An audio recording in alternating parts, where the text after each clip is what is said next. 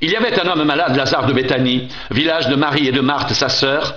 C'était cette Marie qui oignit de parfum le Seigneur et qui lui essuya les pieds avec ses cheveux. Et c'était son frère Lazare qui était malade. Les sœurs envoyèrent dire à Jésus, « Seigneur, voici, celui que tu aimes est malade. » Après avoir entendu cela, Jésus dit, « Cette maladie n'est point à la mort, mais elle est pour la gloire de Dieu, afin que le Fils de Dieu soit glorifié par elle. » Or, Jésus aimait Marthe et sa sœur et Lazare.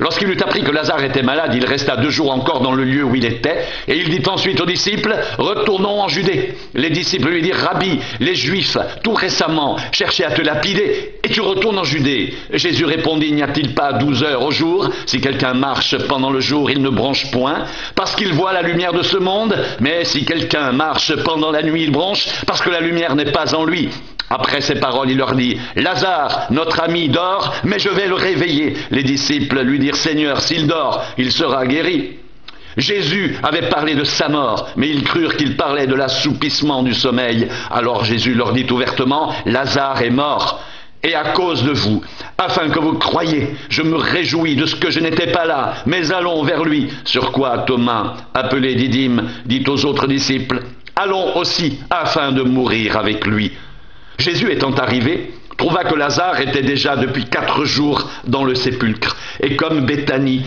était près de Jérusalem, à 15 stades environ, beaucoup de Juifs étaient venus vers Marthe et Marie pour les consoler de la mort de leur frère.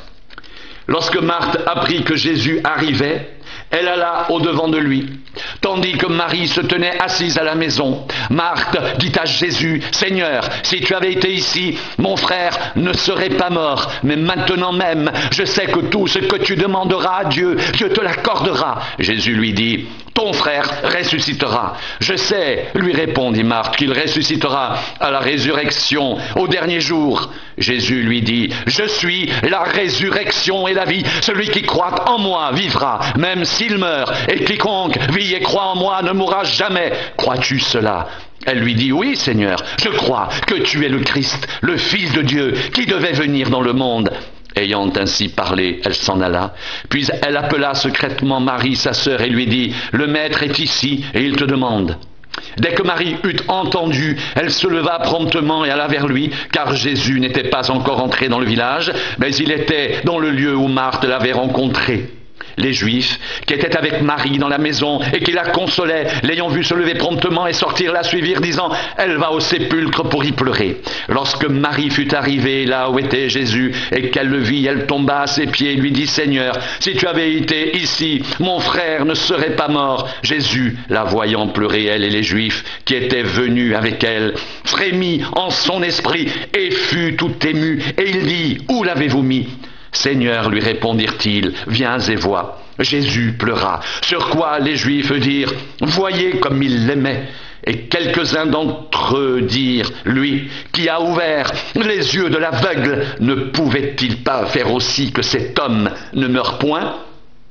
Jésus, frémissant de nouveau en lui-même, se rendit au sépulcre. C'était une grotte et une pierre était placée devant. Jésus dit, « Ôtez la pierre !» Marthe, la sœur du mort, lui dit, « Seigneur, il sent déjà, car il y a 4 jours qu'il est là. » Jésus lui dit, « Ne t'ai-je pas dit que si tu crois, tu verras la gloire de Dieu ?»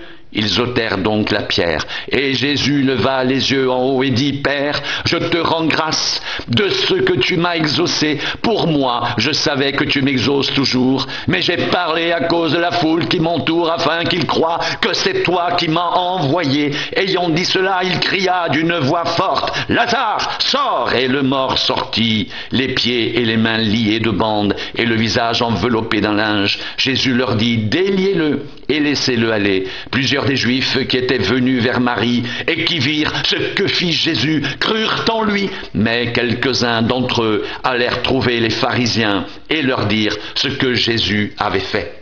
Alors les principaux sacrificateurs et les pharisiens assemblèrent le Sanhédrin et dirent, « Que ferons-nous, car cet homme fait beaucoup de miracles? Si nous le laissons faire, tous croiront en lui, et les Romains viendront détruire notre ville et notre nation. » L'un d'eux, Caïphe, qui était souverain sacrificateur cette année-là, leur dit, « Vous n'y comprenez rien, vous ne réfléchissez pas qu'il est dans votre intérêt qu'un seul homme meure pour le peuple et que la nation entière ne périsse pas.